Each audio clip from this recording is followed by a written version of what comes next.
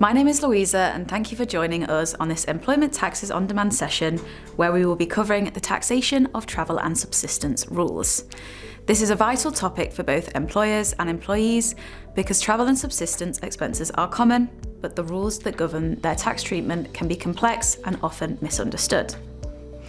Getting these rules right is essential to ensure tax compliance, avoid unexpected liabilities, and properly support employees. In this session, we will cover several important areas, including the difference between permanent and temporary workplaces, the 24-month rule and the 40% rule, additional factors that affect workplace status, which travel expenses qualify for tax relief, the rules on subsistence payments, including benchmark scale rates, mileage reimbursements for employees' own vehicles and company vehicles, and by the end of this session, you should feel confident in navigating and applying these rules to ensure compliance and make the most of available tax relief. Before we get into the technical detail around travel and subsistence, it's really important to understand why this topic matters and why it's worth your full attention. HMRC takes the rules around travel expenses very seriously, particularly when it comes to distinguishing between temporary and permanent workplaces. Misapplying these rules can lead to underpaid tax and national insurance, and that opens the door to penalties. There are two types of HMRC penalties: unprompted and prompted. If you spot and disclose an error to HMRC before they approach you, it's classed as unprompted, which usually means much lower penalties. But if HMRC uncovers an issue themselves, that's a prompted disclosure, and penalties can rise as high as 100% of the unpaid tax. And these aren't just hypothetical risks. Employers have faced substantial liabilities, often six-figure sums, when travel claims have been made incorrectly, especially where expenses were paid tax-free for journeys that didn't qualify under temporary workplace rules. And don't forget, HMRC can publicly name and shame companies for non-compliance, and that can seriously damage your organisation's reputation with stakeholders and staff. So while the rules may seem technical at times, they have real-world consequences, and therefore staying engaged today will help you apply the rules correctly, protecting both your organisation's finances and its reputation.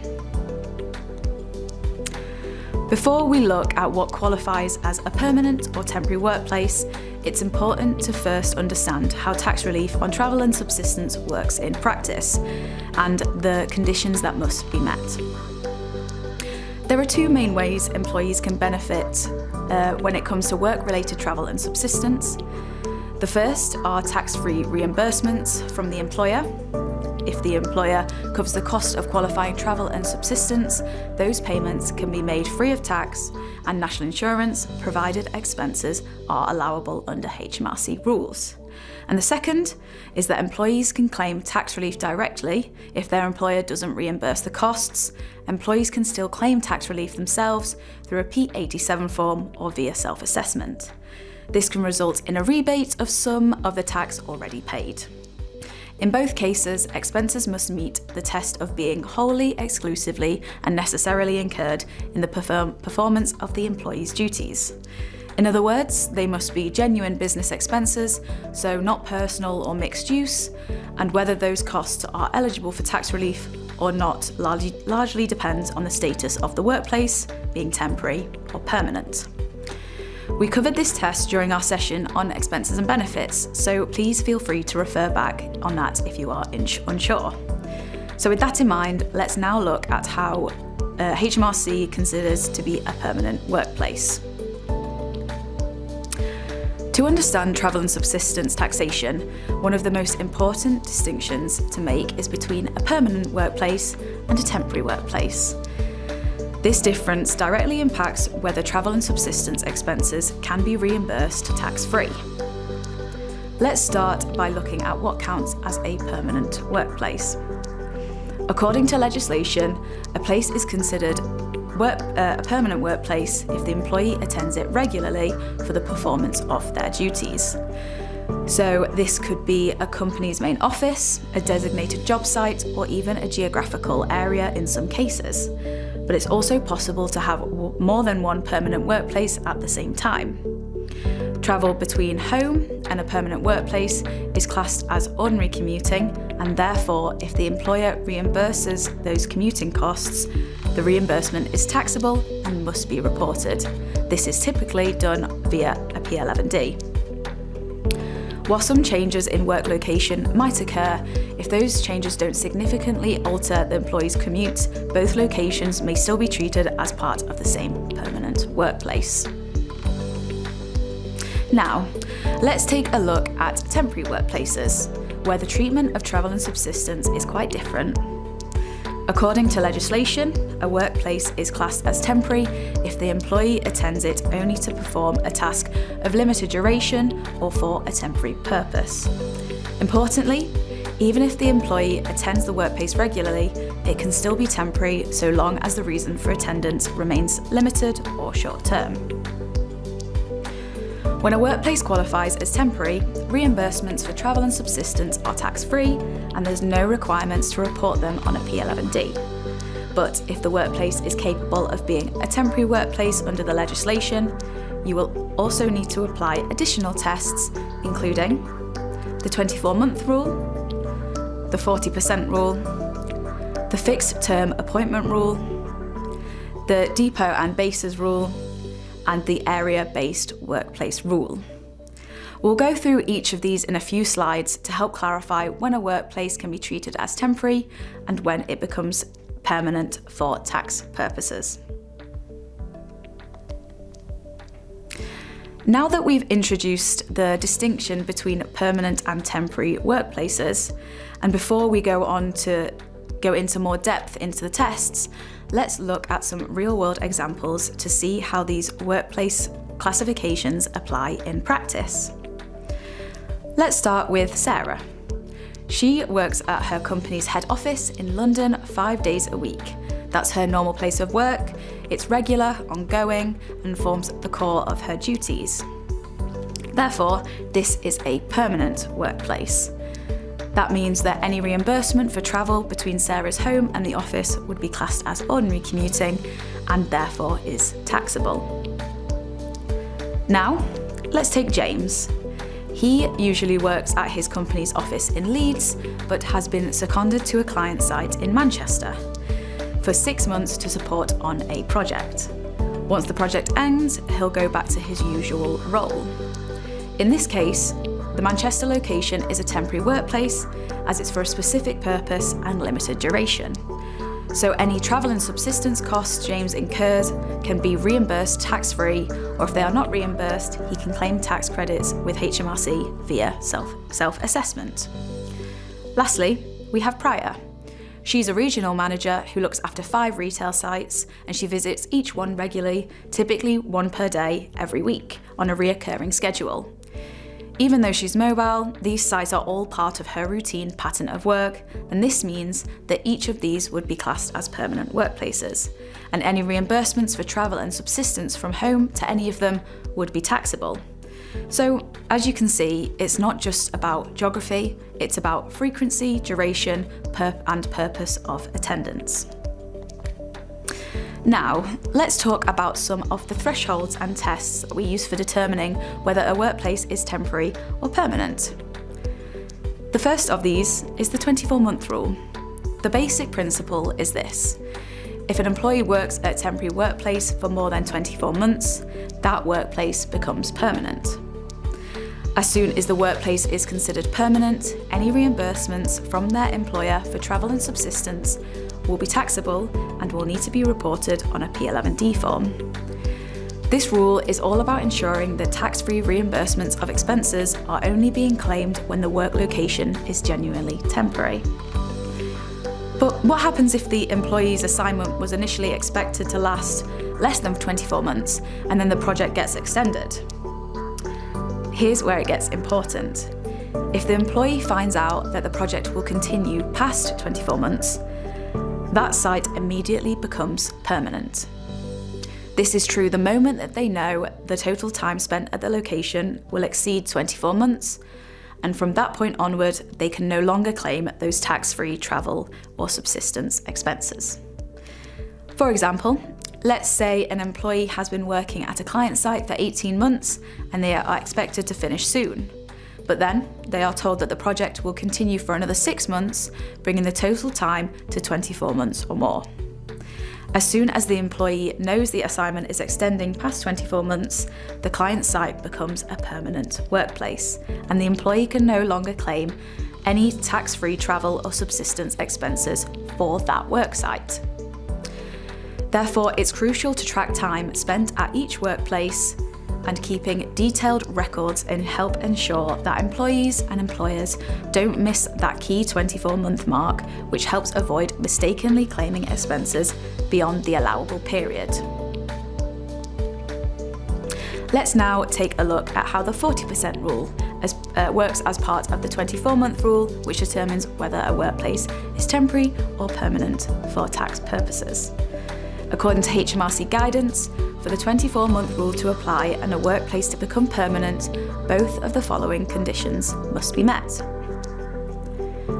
The first is that the employee spends, or is expected to spend, more than 40% of their working time at that location, and that the employee attends, or is expected to attend, the workplace over a period that lasts, or is expected to last, more than 24 months. If both of these conditions are met, then the workplace is classified as permanent and reimbursements of travel to and from it become taxable, as it is considered ordinary commuting. It's important to note that the 40% rule does not override the 24-month rule. It helps measure whether the rule applies. If either condition is not met, the workplace may still be temporary and tax relief for travel may apply. Let's give a bit of an example for this. Edward lives and works in Portsmouth, where he is employed as an engineer. His employer sends him to Southampton for 1.5 days a week over a period of 28 months. He continues to work the rest of the week in Portsmouth, which remains his permanent workplace.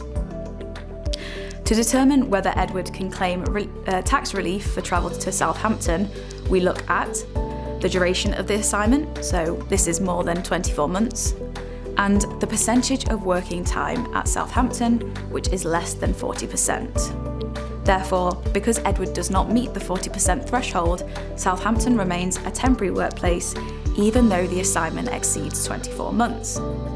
Therefore, he can claim tax relief on his travel between home and Southampton.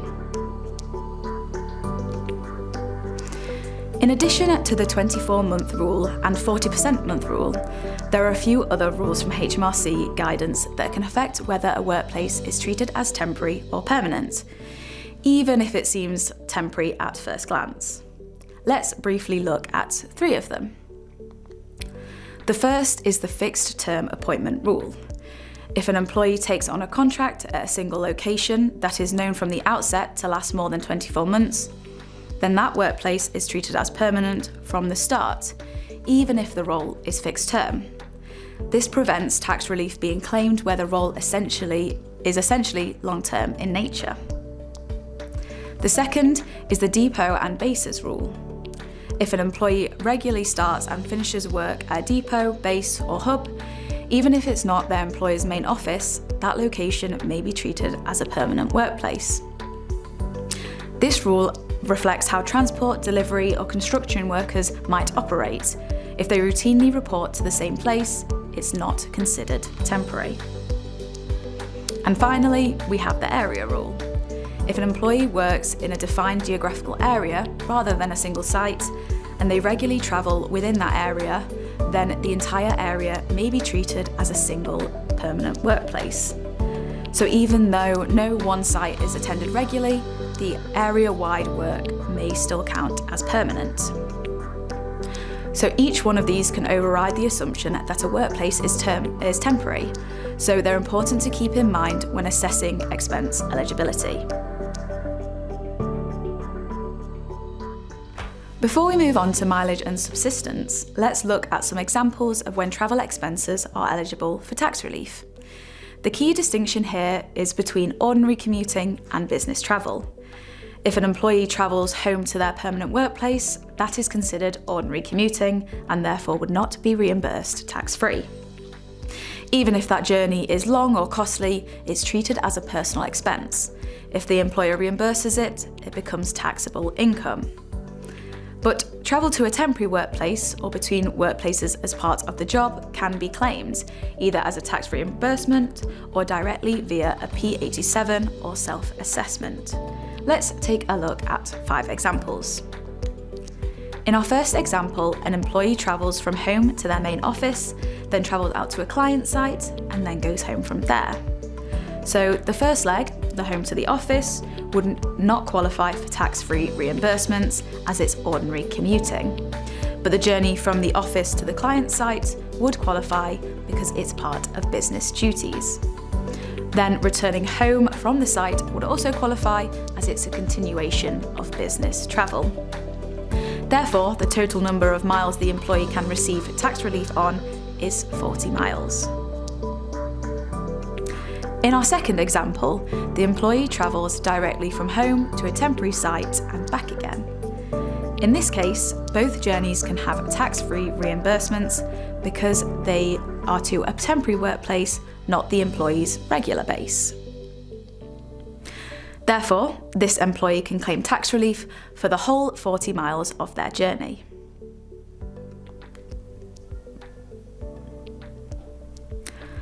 In our third example, an employee travels from home to a temporary workplace.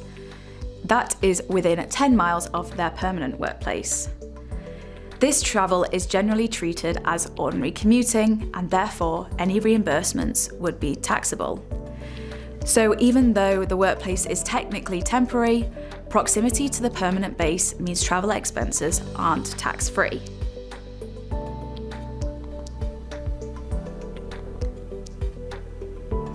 In this next example, we have travel between home and a site to a site over a long period of 25 months. This means that the 24-month rule applies. If an employee works at a site continuously for more than 24 months, the site becomes a permanent workplace. Therefore, travel to and from that site is treated as ordinary commuting, and tax-free travel expenses can no longer be claimed.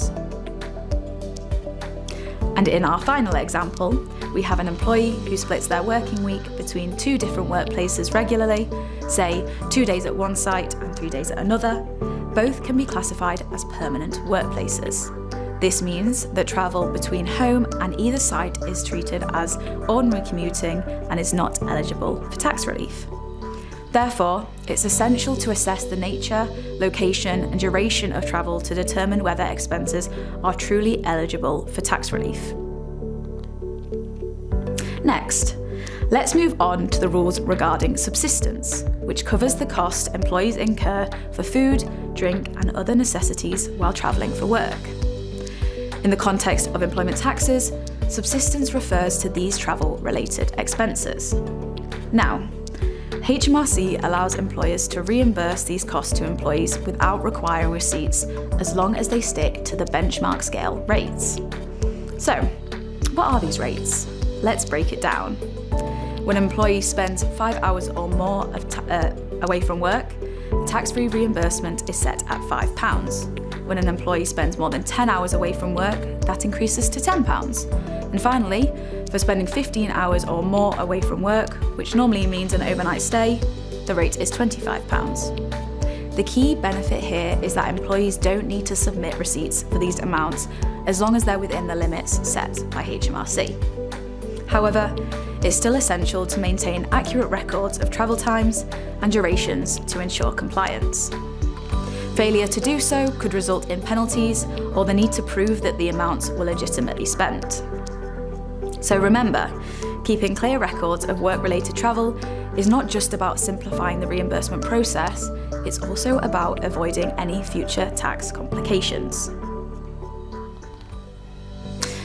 Let's now move on to mileage reimbursements, which are a common area of confusion, particularly around what is and isn't taxable. The key principle to remember is that reimbursements for mileage are only tax-free if the journey is for genuine business travel, and that typically means travel to a temporary workplace. If the journey is to a permanent workplace, then any mileage reimbursements will be treated as ordinary commuting and is therefore taxable. Over the next few slides, we'll be taking a look at how mileage reimbursements work when an employee uses their own private vehicle for business travel. And then we'll take a look at how it works when an employee has access to a company car, including how to handle fuel reimbursements and mileage logs. It's important to get these distinctions right, both for tax compliance and to ensure that employees are reimbursed correctly. Now that we've introduced the concept of mileage reimbursements, let's take a look at HMRC's approved mileage allowance payments, often referred to as AMAP rates.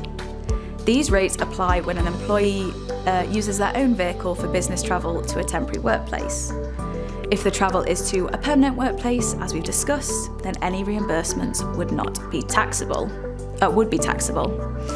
HMRC allows employers to reimburse employees tax-free up to certain rates, and these rates are 45 pence per mile for cars and vans for the first 10,000 business miles in a tax year, and then 25 pence per mile for any miles over 10,000.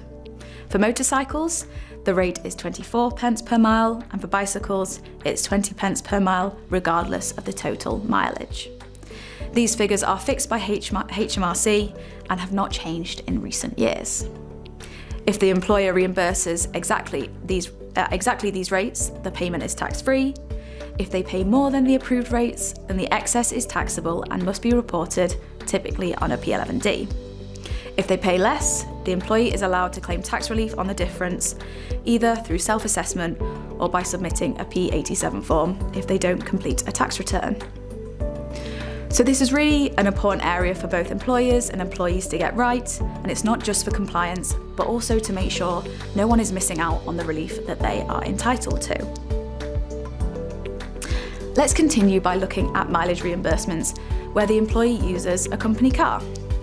In this case, we use HMRC's advisory fuel rates, or AFRs. These are standard fuel reimbursement rates that HMRC update every quarter. The AFR reflects the average cost per mile of fuel and varies based on the type of fuel and engine size.